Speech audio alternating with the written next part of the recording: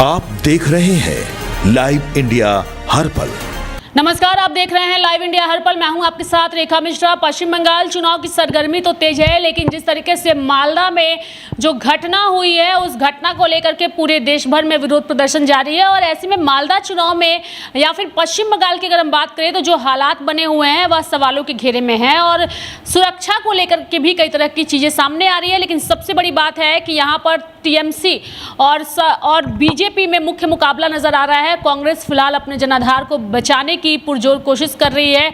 Gen Z की अगर हम बात करें तो जेनजी फैक्टर भी इस चुनाव में साफ तौर पर नजर आ रहा है। कई सारे जेनजी को इस बार ममता बनर्जी ने चुनावी मैदान में उतारा है। कई सारे जो एमएलए थे उनके टिकट को काट करके, और टीएमसी के नहले पे बीजेपी ने दहला करते हुए कई सारे जेनजी को इस चुनाव में टिकट दिया है और उन्हें भी मौका दिया है। और ऐसे ऐसे लोगों को मौका दिया है जो कि अपने अपने क्षेत्र में पहले से सोशल तौर पर काफ़ी ज़्यादा एक्टिव रहे हैं।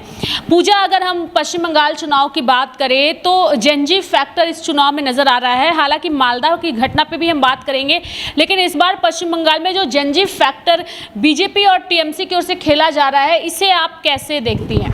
देखिए, जेनजी का जिक्र जो है वो सबसे ज़्यादा चुनाव में होता है, क्योंकि लोग मानते हैं कि चुनाव के बाद और चुनाव से पहले जो नए जनरेशन के बच्चे या फिर बच्चियां हैं वो यहाँ पर चुनाव के लिए तैयारियां करें और साथ ही साथ यहाँ पर के बढ़ चढ़ करके आगे बढ़े, और इस बात का जिक्र वो सबसे ज़्यादा करते हैं। चुनाव से पहले की अगर हम लोग बात करेंगे तो ऐसे नेता जो समाज के बीच में सबसे ज़्यादा उभर करके आते हैं, जो समाज के लिए समाज सेवी के रूप में काम करते हैं, उन लोगों को इस बार यहाँ पर मौका दिया गया है, चाहे वो टीएमसी की बात करें या फिर यहाँ पर बीजेपी की बात करें। देखिए, यहाँ पर वही बात हो गई कि हमें अगर चौके की ज़रूरत है तो छक्का लग जाता है तो खुशी मिल जाती है। तो वही वाली स्थिति फिलहाल बंगाल में देखने को मिल रही है। इस बार आमने सामने की लड़ाई में इसमें सबसे ज़्यादा फायदा जो है वो जेन-जी का हुआ है, क्योंकि जिन लोगों को राजनीति में आना था उन लोगों को यहाँ पर मौका मिल गया है। तो पश्चिम बंगाल में ऐसे भी बहुत सारी चीज़ों को लेकर के काफ़ी ज़्यादा चर्चा होती है। देखिए, अगर हम लोग रेखा गुप्ता को छोड़ दे, दिल्ली के मुख्यमंत्री को, उससे सबसे ज़्यादा लंबे समय से अगर पश्चिम बंगाल में जो नेतृत्व है वो एक महिला मुख्यमंत्री कर रही है, और वो है ममता बनर्जी। ममता बनर्जी को लेकर के कई सारी चर्चाएं वो हमेशा रहती हैं, और ममता बनर्जी सोशल मीडिया पर एक हॉट टॉपिक के रूप में गिनी जाती हैं, क्योंकि उनके राज्य में राजनीति और साथ ही साथ प्रशासन व्यवस्था को लेकर के लगातार उन पर कई सवाल खड़े किए जाते हैं। रेखा, देखिए, आपने महिला मुख्यमंत्री का जिक्र किया और बताया कि कैसे एक महिला लंबे समय से कार्य कर रही है। ये बिल्कुल सही बात है और ये दूसरी महिलाओं को प्रोत्साहित भी करती है। लेकिन अक्सर कई सारे सवाल उठते हैं जब भी चुनाव होते हैं। चुनाव से पहले जिस तरीके की घटनाएं सामने आती हैं वो लोगों को सोचने पर मजबूर कर देती है। अभी मालदा में जो घटना हुई है, अधिकारियों को जिस तरीके से बंधक बनाया गया है, घंटों तक उन्हें पानी खाना नहीं दिया गया, इसे आप कैसे देखती हैं? और जो टीएमसी के गुंडा गर्दी वाले नेता उतर के हावी होते हैं, क्योंकि एसआईआर एक ऐसी प्रक्रिया है जो कि काफ़ी ज़्यादा पारदर्शिता के साथ की जा रही है और चुनाव आयोग ने बार बार इन चीज़ों को स्पष्ट किया है, लेकिन उसके बावजूद इस तरीके से उन अधिकारियों के साथ बर्ताव करना, इसे आप कैसे देखती हैं? और बंगाल चुनाव में इसका आने वाले दिनों में क्या असर पड़ सकता है? देखिए, इसी का मैं जिक्र करने वाली थी कि किस तरीके से ममता बनर्जी एक महिला को प्रोत्साहित तो करती हैं कि आप एक राज्य भी संभाल सकती है, क्योंकि ऐसे भी महिलाओं को लोग कहते भी है कि आप ऑफिस भी संभालती हैं, काम और घर भी संभालती है, तो आप में वो मैनेजमेंट पावर है। लेकिन जब एक राज्य को संभालने की बात आती है तो हम लोग ममता बनर्जी को उस रूप से देखते हैं कि हाँ, वो एक राज्य भी चला सकती है। लेकिन मैंने शुरुआत में ये भी कहा था कि ममता बनर्जी सोशल मीडिया का हॉट टॉपिक है, क्योंकि उनके नेतृत्व में बंगाल में जब से सरकार चल रही है तब से ही लगातार यहाँ पर कहा जाता है कि जो प्रशासन है उनकी गुंडागर्दी भी सबसे ज़्यादा होती है। वहाँ के प्रशासन जो है वो डरी हुई रहती है, और टीएमसी के जो नेता हैं उसमें गुंडागर्दी जो है वो सबसे ज़्यादा बढ़ गई है। और उसका एक जीता जागता एग्जाम्पल हम लोगों को अभी हाल के दिनों में देखने को मिला, जो मालदा की जो पूरी घटना थी, और वहाँ पर 7 यहाँ पर न्यायिक जो जज थे उन लोगों को बंधक बनाया गया, पानी पीने तक को नहीं दिया गया, और साथ ही साथ जब उन्हें वहाँ से बाहर निकाला गया, जब कई जज वहाँ पर पहुँचे, कई जो न्यायिक लोग थे वो सभी लोग वहाँ पर पहुँचे, तब उन्हें बाहर निकाला गया। उसके बाद भी उनके ऊपर पत्थरबाजी की गई थी और गोलियां भी चलाई गई थी। तो इससे आप अंदाज़ा लगा सकती हैं कि जब हमारे जज ही सेफ नहीं है बंगाल में, तो आम जनता कैसे सेफ होगी। देखिए, सिर्फ धर्म के ही नाम पर उन पर सवाल नहीं खड़े होते, कई सारी चीज़ों को लेकर के होते हैं। अगर रामनवमी और यहाँ पर अगर हम लोग बात करेंगे दुर्गा पूजा, या फिर अगर हम लोग यहाँ पर बात कर लें रमज़ान की, उस टाइम पर जो जुलूस निकाले जाते हैं उस दौरान उन पर सबसे ज़्यादा सवाल खड़े किए जाते हैं। क्या? क्योंकि वो हर बार रामनवमी के जुलूस को आगे नहीं बढ़ने देती हैं, इस पर सवाल खड़े हो जाते हैं। वो यहाँ पर जो रमज़ान ख़त्म होने के बाद जो पूरा ईद का जो माहौल रहता है उसमें वो सभी लोग जो है जुलूस निकाल सकते हैं, बहुत अच्छे से जुलूस निकालने का मौका दिया जाता है। दुर्गा पूजा के टाइम पर भी उनकी कुछ वीडियोस और बयान जो है वो सबसे ज़्यादा सोशल मीडिया पर ट्रेंड करते हैं। तो इससे आप अंदाज़ा लगा सकती हैं कि वो कंट्रोवर्सी क्वीन के रूप में उन्हें हम लोग कह सकते हैं, राजनीति के रूप में, और कंट्रोवर्सी उनके राज्य में सबसे ज़्यादा होती है। देखिए, आम जनता ज़रूर वहाँ पर परेशान है, और SIR एक नॉर्मल प्रक्रिया है पूरे देश भर में, जो अब तक अगर हम लोग बात कर लेंगे तो देश भर में 2011 तक जो पूरी जनगणना हुई थी, उसके बाद अब पूरी जनगणना शुरू हुई है और 2027 तक उसे पूरा करना है। और इसके लिए तैयारियां भी शुरू हो गई और 1 अप्रैल से जनगणना की प्रक्रिया भी शुरू हो चुकी है रेखा। तो अब SIR एक बहुत महत्वपूर्ण भूमिका अदा करने वाला है, क्योंकि अब SIR के माध्यम से ये जानकारी मिल चुकी है कि इस जगह पर इतने महिला हैं, इतने पुरुष हैं, और इस क्षेत्र में यहाँ की ये नागरिक है।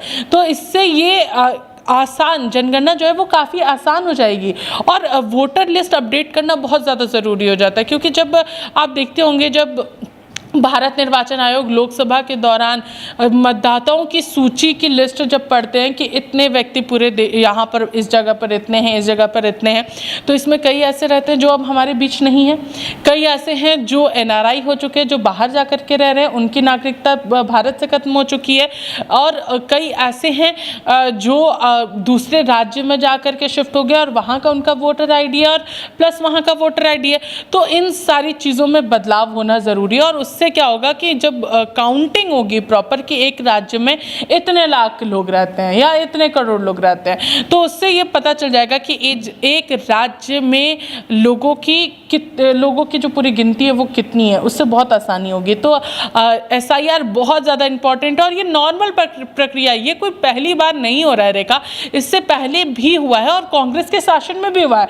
जो आज कांग्रेस इसका विरोध कर रही है कि SIR नहीं होना चाहिए, SIR में गड़बड़ी है, ये है वो, लेकिन ये SIR तो उनके कार्यकाल में भी हुई थी, तो क्या उस समय ये गलत नहीं था? ये एक बहुत बड़ा क्वेश्चन है। और साथ ही साथ ये भी इम्पॉर्टेंट है, देखिए बंगाल जो है वो बांग्लादेश के ठीक सटा हुआ हमारा राज्य है, और बांग्लादेश जो है वो एकदम अलग देश है, और वहाँ के जैसा लोग कहते भी हैं कि वहाँ पर बैरिकेटिंग नहीं है, जैसे एक बॉर्डर लाइन पर इंटरनेशनल जो बॉर्डर होता है वो जो बॉर्डर होना चाहिए वो वहाँ पर वो बॉर्डर मेंटेन नहीं किया जाता है, तो वहाँ से लोगों का आना जाना बहुत लाजमी है, आना जाना लगा रहता है। तो ये चीज़ वहाँ से कितने लोग आकर के यहाँ पर बसे हुए बहुत इंपॉर्टेंट है। जो लगातार भाजपा उठाती है कि बांग्लादेशी घुसपैठ जो है उनका वोट अक्सर ममता बनर्जी को जाता है और जीत में वो एक महत्वपूर्ण भूमिका निभाते हैं, लेकिन इस बार SIR की वजह से कई ऐसे लोग हैं जो उस लिस्ट से ही गायब है, यानी कि वो वोट का इस्तेमाल कर ही नहीं सकते। क्या ये जो आक्रोश निकल करके सामने आ रहा है ये उसी का एक नतीजा है पूजा? देखिए, आक्रोश जो आ रहा है कहीं ना कहीं माना जा सकता है, क्योंकि एक वोट पॉकेट जो है वो ख़त्म हो गया। हम लोग कहते हैं ना कि अगर जैसे हमारे झारखंड में हम लोग कहते हैं कि झारखंड में जो चुटिया इलाका है या फिर रातू रोड इलाका है वो BJP का पॉकेट है, या फिर हम लोग कहते हैं संथाल जो है वो JMM का पॉकेट है, ये हम लोग कहते हैं। तो वैसे ही बंगाल में भी कई ऐसे इलाके हैं जो ममता बनर्जी का एकदम परंपरागत वोट पॉकेट है, जो SIR की वजह से कहीं ना कहीं ख़त्म हो रहा है। इस वजह से ये आक्रोश यहाँ पर सामने आ रहा है। कई डॉक्यूमेंट्स लोगों के पास नहीं है, और इसमें सबसे बड़ी बात है सुप्रीम कोर्ट का हस्तक्षेप है, और उन्होंने साफ तौर पर कहा है कि हमारे लोग जाकर के इसकी SIR में प्रक्रिया में शामिल होंगे। और जब खुद देश का सर्वोच्च न्यायालय जब वहाँ पर जुड़ा हुआ है, उनके लोग जाकर के इस पूरी प्रक्रिया में जुड़े हुए हैं, तो इसमें गड़बड़ी का सवाल ही पैदा नहीं होता है रेखा कि यहाँ पर किसी से दुश्मनी यहाँ पर नहीं हो सकती है, क्योंकि सर्वोच्च न्यायालय का यहाँ पर हाथ है और वो खुद इस सारी चीज़ों को देख रही है। और जिस तरीके से ये जो पूरी मालदा की घटना घटी, इसमें सुप्रीम कोर्ट ने कड़ी निंदा की और साफ तौर पर कहा है कि टीएमसी की गुंडागर्दी और राजनीति जो है वो वहाँ पर नज़र आ रही है। जो राजनीतिक शब्दों का इस्तेमाल किया गया है वो पूरी तरीके से गलत है और एसआईआर को राजनीति से ना जोड़ा जाए, ये सुप्रीम कोर्ट की बड़ी टिप्पणी वहाँ पर हम लोगों को देखने को मिली, क्योंकि उनका साफ कहना है ये नॉर्मल संवैधानिक जो तरीका है उसके तहत एसआईआर कराया जा रहा है, उसी को वैल्यू करते हुए किया जा रहा है, तो इसमें गड़बड़ी का कोई सवाल नहीं उठता और इस तरीके की गुंडागर्दी बर्दाश्त नहीं की जाएगी। देखिए वहाँ पर लगभग 35 याचिकाएं अब तक दाखिल हो चुकी है एसआईआर को लेकर के बंगाल से, और ममता बनर्जी तो खुद सुप्रीम कोर्ट पहुँच गई थी और ममता बनर्जी को वहाँ पर फटकार भी लगी थी कि एसआईआर नॉर्मल प्रक्रिया और इसमें कुछ भी गड़बड़ी नहीं है, इसमें हमारे 7 लोग जुड़े रहेंगे। वहाँ पर 7 लोगों की टीम गठित हुई है रेखा, और उसमें यहाँ पर वकील हों, जज हों, साथ ही साथ जो चुनाव आयोग के लोग हैं वो जुड़े हुए हैं और कुछ और जो आम लोग हैं उसको भी जोड़ा गया है इसमें। तो ये एक पूरी टीम है जो एसआईआर को यहाँ पर करा रही है। झारखंड में भी एसआईआर होने वाला है, उसके भी विरोध में लोग हैं, क्योंकि संथाल के कई इलाकों में, जैसा भारतीय जनता पार्टी कह भी रही है कि पाकुड़ और जो हमारा उस तरफ वाला इलाका है, साहिबगंज वाला इलाका है, उन सारी जगहों पर बांग्लादेशी घुसपैठ है। इस पर कितनी पुष्टि होती है तो आने वाला वक्त बताएगा एसआईआर को लेकर। सवाल एक विपक्ष की ओर से उठाए जाते हैं और अगर विपक्ष उठाती है और एसआईआर के माध्यम से ऐसे लोगों को छटनी हो रहा है तो इसमें आपत्ति जो है वो क्यों हो रही है, यही सवाल जो है वो सभी के जहन में है और यही सवाल उठाया जा रहा है। फिलहाल झारखंड में भी वक्त है, लेकिन बंगाल चुनाव में सरगर्मी साफ तौर पर नजर आ रही है।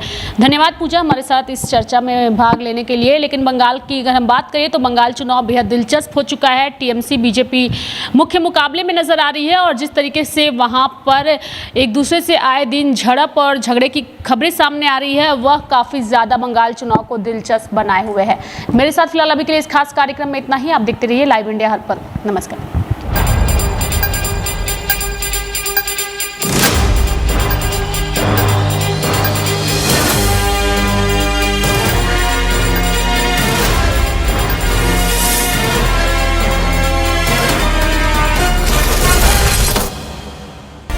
आप देख रहे हैं लाइव इंडिया हर पल।